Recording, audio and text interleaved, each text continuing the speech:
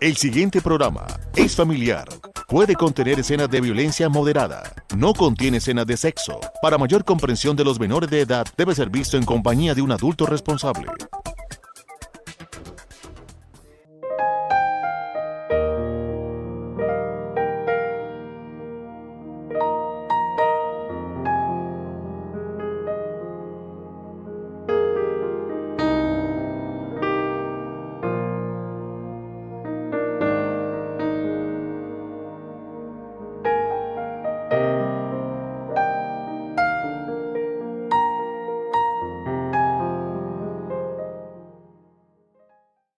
Amables televidentes de Paso Televisión, sean bienvenidos a esta emisión de Reflexiones, un programa por medio del cual queremos traer a usted un mensaje de la palabra de Dios.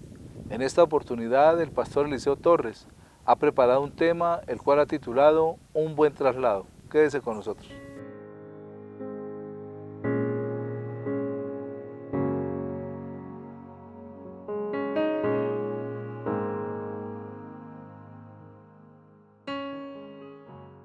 Sin excepción, todos buscamos estar bien, bien de salud, bien económicamente, bien en el lugar de trabajo, bien en la residencia, bien en las relaciones familiares.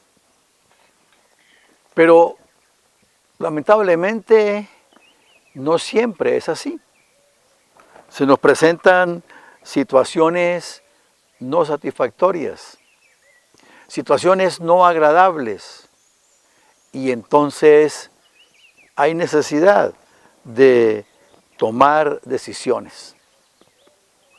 Si hay dificultad en nuestro lugar de trabajo, lo mejor es renunciar y buscar un nuevo trabajo. O haciéndolo bien, buscar un lugar de mejor perspectiva laboral y luego renunciar.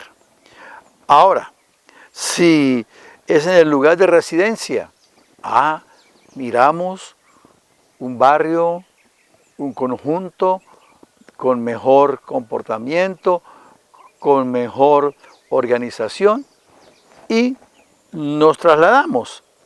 Y vamos haciendo las cosas cada vez mejor.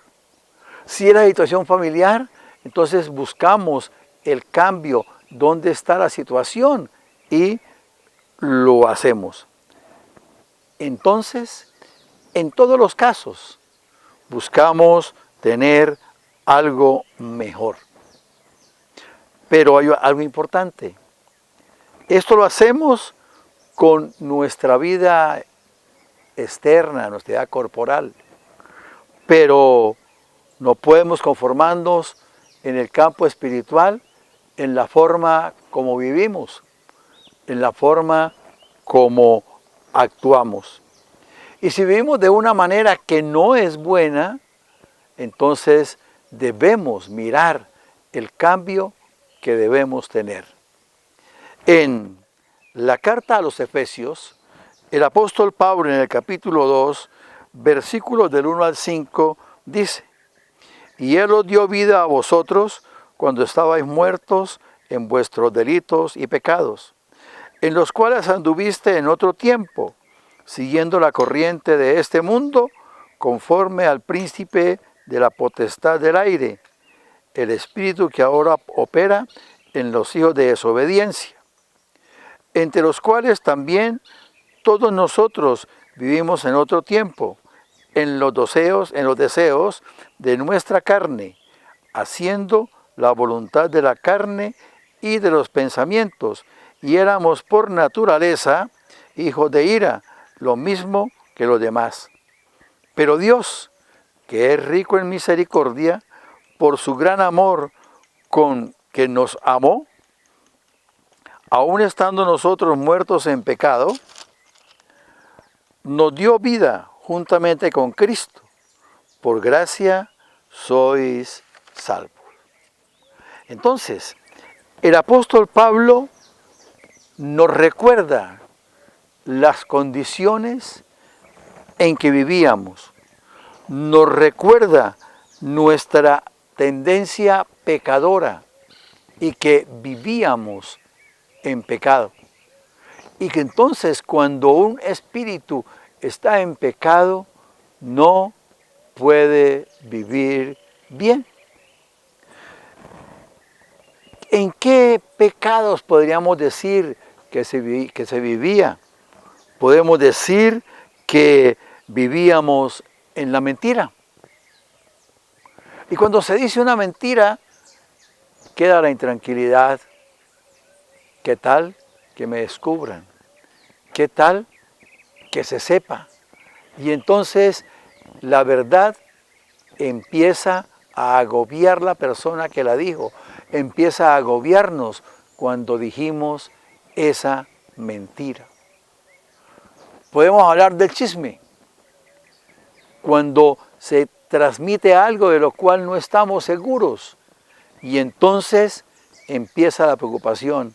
Y por eso muchas veces alguien dice, le voy a contar algo, pero a mí no me vaya a meter en problemas.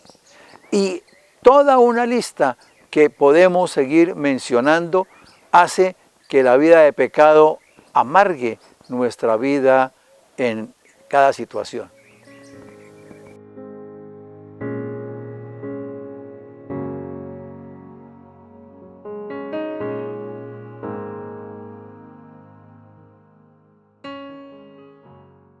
Escribiendo amor. Cuenta la historia que una profesora de primer grado quería saber a principio e inicio de las actividades escolares cómo estaban sus alumnos en ortografía. Así que les dijo, vamos a hacer un ejercicio, y les dio una hoja en blanco a cada uno de ellos. Vamos a escribir la palabra amor. Todos los niños empezaron a escribir. Ella no lo hacía para querer de pronto perjudicarlos o tratar de quebrarlos en la primera prueba, sino quería saber en qué nivel estaba cada uno de ellos. Quería saber qué era lo que ellos habían aprendido en el preescolar y cómo habían llegado a primer grado escribiendo y la ortografía que tenía. Luego de un rato recogió las hojas de cada uno y empezó a mirarlas, unas escritas derechas, otras torcidas, otras en diferentes escrituras, pero se dio cuenta que Cindy no había escrito absolutamente nada, la hoja estaba totalmente en blanco. Cuando la profesora la miró y le dijo, Cindy, ¿por qué no escribiste nada? ¿Por qué no escribiste la palabra amor? Cindy se paró de su pupitre, se acercó a la maestra y la apretó fuertemente en un abrazo lleno de amor. La profesora se sintió halagada por la niña, pero le dijo, has sido irresponsable al no escribir lo que te mandé. Dijo, profesora, lo que sucede es que en nuestra casa el amor no se escribe, el amor se demuestra. Porque el amor no es solo una palabra, el amor son acciones. Qué interesante poder comprender cómo esa palabra que muchas veces la usamos, a veces no tiene ningún sentido en nuestro corazón. Pero cuando lo expresamos con acciones, podemos entender que tiene el mejor sentido de la vida. La palabra nos dice en la primera epístola del apóstol San Pablo a los Corintios, en el capítulo 16, en el versículo 14, todas vuestras cosas sean hechas con amor. Que todo lo que hagamos, lo hagamos con amor, para que mostremos y demostremos cuánto amor hay en nosotros hacia los demás. Reflexionemos.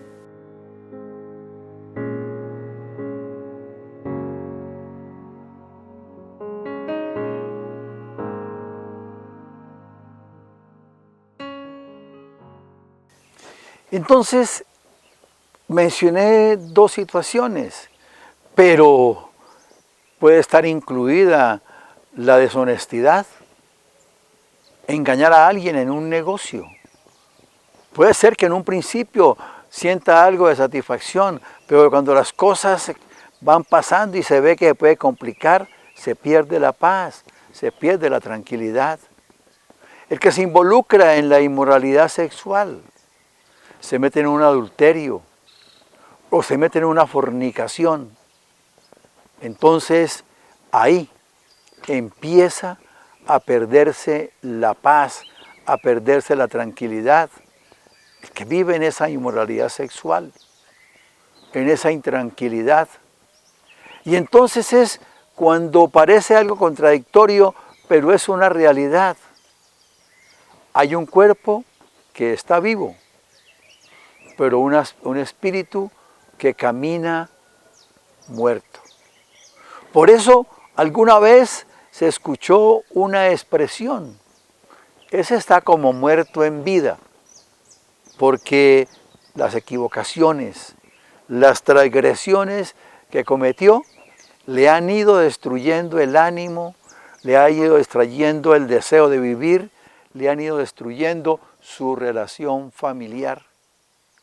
Y Pablo nos dice en el versículo 3 que entre los cuales también todos nosotros vivimos en otro tiempo en los deseos de nuestra carne, haciendo la voluntad de la carne y los pensamientos.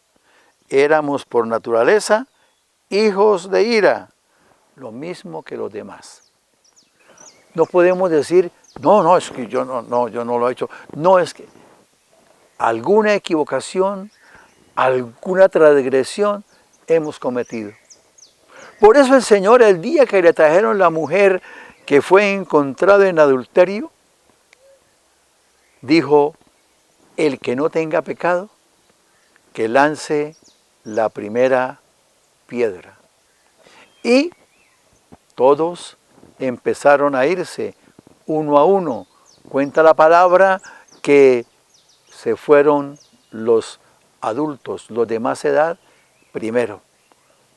Esto es lo que Pablo nos dice, que tenemos que mirar y tomar el derecho o tomar la decisión mejor de tener un cambio, de hacer un traslado de una vida que no era buena a una vida que favorece. Por eso el Señor en los versículos 4 y 5 nos dice: pero Dios, que es rico en misericordia, por su gran amor con que nos amó, aun estando nosotros muertos en pecado, nos dio vida juntamente con Cristo. Por gracia sois salvos. Hay una sola razón por la cual Dios nos da la oportunidad de cambiar. Nos da la oportunidad de hacer ese traslado, como lo haríamos de una casa incómoda, de una casa que está deteriorada, de un lugar donde no se puede vivir en paz, a un lugar bonito. Nos lo da en el campo espiritual. De ese lugar de pecado, de ese lugar de borrachera, de ese lugar de chisme, de ese lugar de inmoralidad, de ese lugar de deshonestidad, el Señor dice: salga, deje eso. Y lo hace, ¿por qué? Dice el versículo 4, por su misericordia y por el gran amor con que nos amó. Se necesita mucho amor para que cuando le decían: bájese de esa cruz, si a otro salvó, sálvese a sí mismo. Y a cambio de bajarse, dijo: Padre, perdónalos porque no saben lo que hacen. Ese amor es el que hace que hoy podamos cambiar. No es que no pequemos, porque por la humanidad nos vamos a equivocar, pero no seremos esclavos del pecado. Hagamos el traslado de nuestra vida.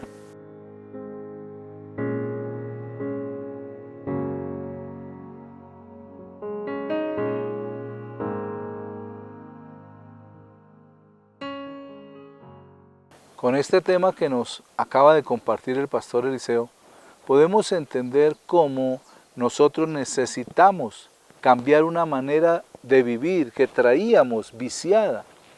Y eso lleva a pecado. Dice que todo aquello que se vuelve una costumbre se hace como un vicio. Y todo vicio, llevándolo al aspecto físico, es un pecado.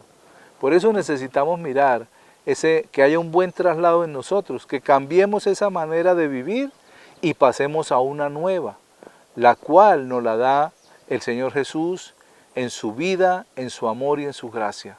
Necesitamos hacer ese traslado de vida, cambiarnos de una manera de vivir y de ser con costumbres que no agradan a Dios a una manera que agrade y glorifique su nombre. Vamos a un corto mensaje y ya regresamos con reflexiones.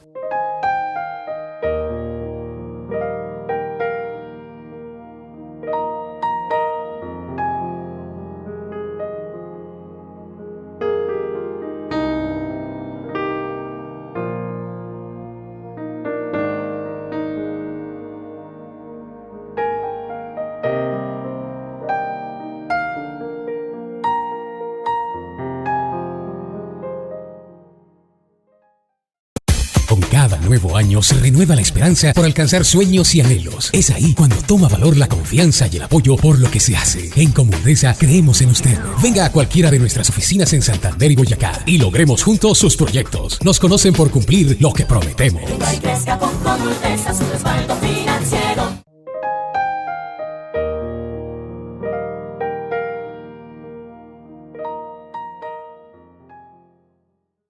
Para continuar con nuestro programa, en esta oportunidad el tema que les quiero compartir lo he titulado Esfuerzo y Valentía.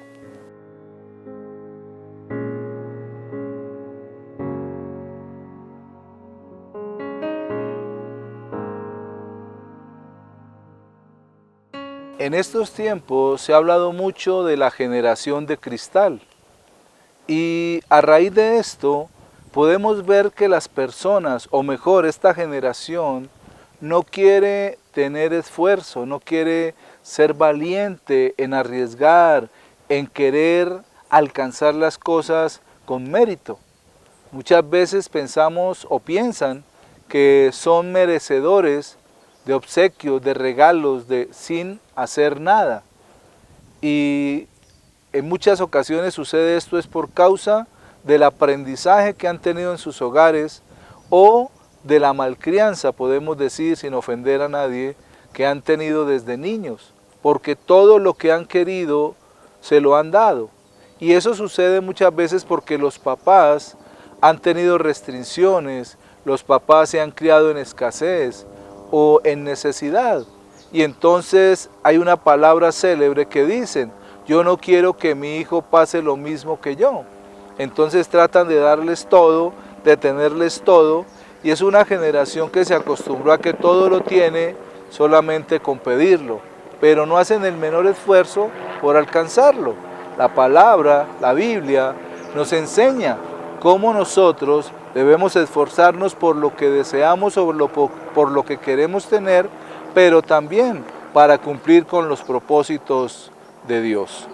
En el libro de Josué, en el capítulo 1, en los versículos del 1 al 5 dice, aconteció después de la muerte de Moisés, siervo de Jehová, que Jehová habló a Josué, hijo de Nun, servidor de Moisés, diciendo, mi siervo Moisés ha muerto. Ahora pues levántate y pasa este Jordán tú y todo este pueblo a la tierra que yo les doy a los hijos de Israel.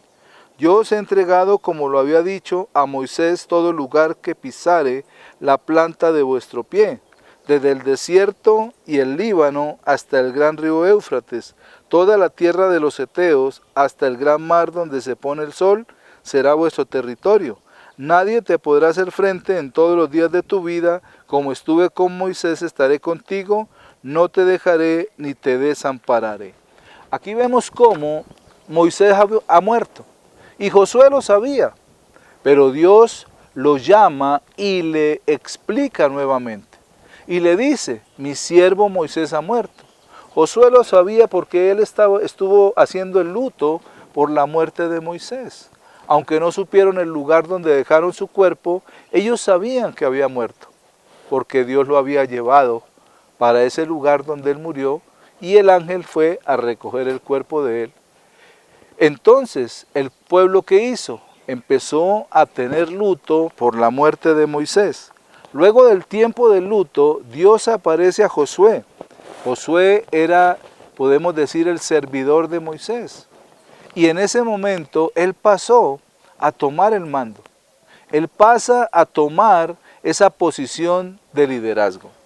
En el libro de Deuteronomio, en el capítulo 31, en los versículos 7 y 8 dice: y llamó Moisés a Josué y le dijo en presencia de todo Israel: esfuérzate y anímate, porque tú entrarás con este pueblo a la tierra que juró Jehová a tus padres que les daría, y tú se las harás heredar. Jehová va delante de ti, Él estará contigo, no te dejará ni te desamparará, no temas ni te intimides. Entonces vemos cómo Moisés ya sabía que después de su muerte tenía que dejar un recado, tenía que dejar un delegado de él, tenía que dejar a alguien que lo siguiera en el mismo propósito y en la misma función que Dios le había establecido en su vida. Y él lo comprendió, por eso dejó a su sucesor, que era el que siempre estaba con él, yendo a todos lados y conociendo sobre todo la voz de Dios. Y aunque Moisés ya estaba entrado en años, Josué era un joven que quería servir a Dios y quería no arrebatar el liderazgo de Moisés, sino que esperó el tiempo para llegar a ese momento cuando Moisés muriera y Dios lo llamara nuevamente para el servicio de él.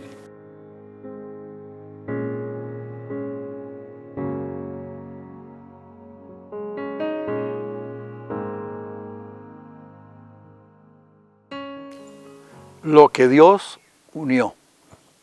Cierto día, un hombre fue a visitar un consejero matrimonial.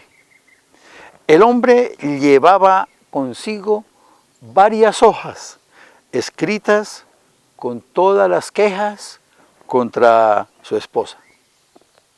El consejero se dedicó a escucharlo. Y después, tal vez de un par de horas, el consejero ya no pudo evitar hacerle una pregunta. Si es tan mala su esposa, ¿por qué se casó con ella? El hombre lo miró y le dio esta respuesta: porque ella no era así al principio. Entonces el consejero, al escuchar aquella respuesta, lo volvió a cuestionar. Entonces me está diciendo que ella es así porque se casó con usted. El hombre bajó la mirada al piso, pensó un momento y aceptó que algo no estaba haciendo bien para que el matrimonio no funcionara.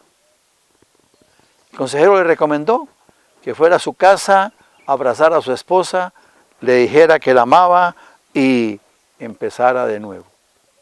¿Cuántas veces en una relación de pareja culpamos a la otra persona, pero no miramos que estamos haciendo mal? Y Dios no quiere que los matrimonios se separen, sino que busquemos su ayuda. En la primera carta a los Corintios, en el capítulo 7, versículos 10 y 11 dice: pero a los que están unidos en matrimonio, mando, no yo, sino el Señor, que la mujer no se separe del marido, y si se separa, quédese sin casar, o reconcíliese con su marido, y que el marido no abandone a su mujer. Escuchemos al Señor, reflexionemos.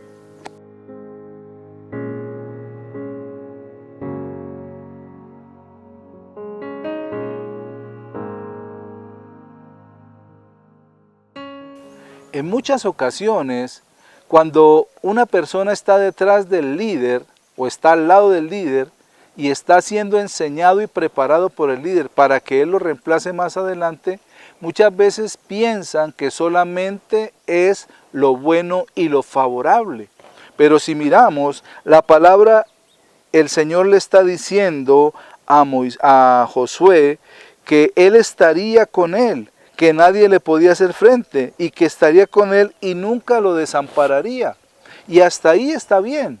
Pero luego, en el libro de Josué capítulo 1, en los versículos del 6 al 7 dice: esfuérzate y sé valiente, porque tú repartirás a este pueblo por heredad la tierra de la cual juré a tus padres que la daría a ellos. Solamente esfuérzate y sé muy valiente para cuidar de hacer conforme a toda la ley de mi siervo Moisés te mandó.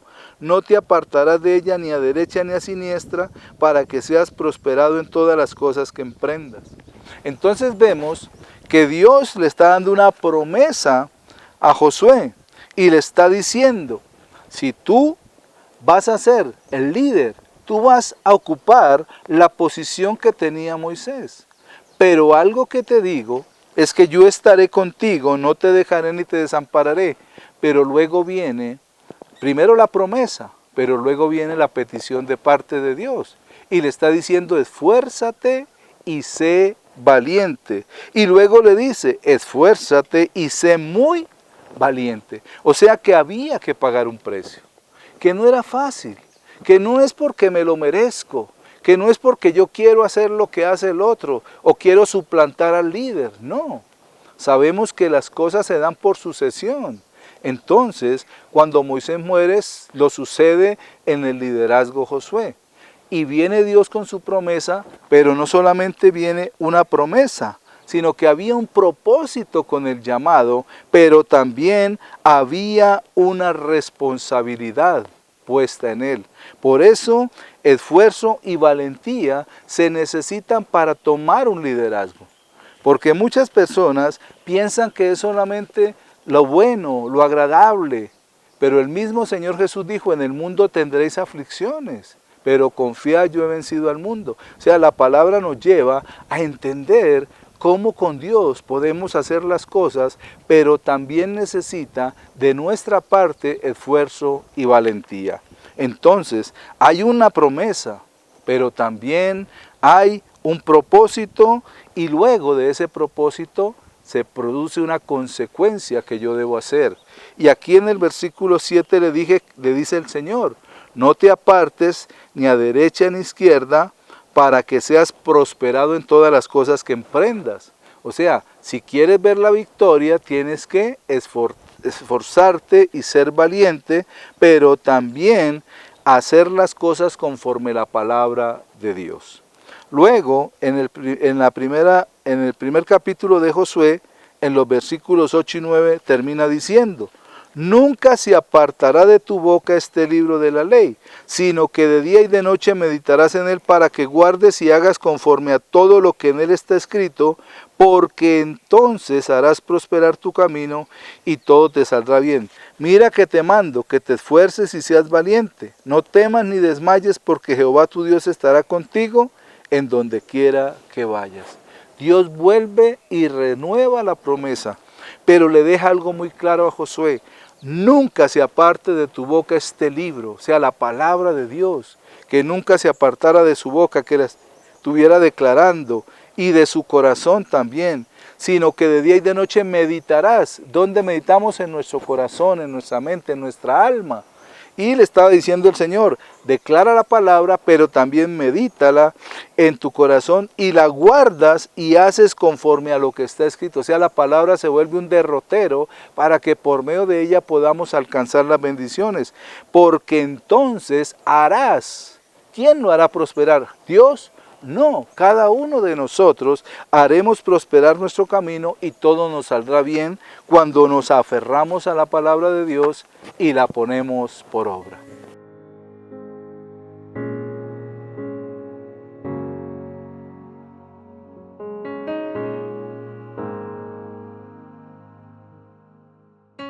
Cuando se nos dé hacer una tarea, esforcémonos en hacerla lo mejor posible, con excelencia y con valentía, sabiendo que alcanzaremos el propósito, pero también veremos los frutos de la bendición.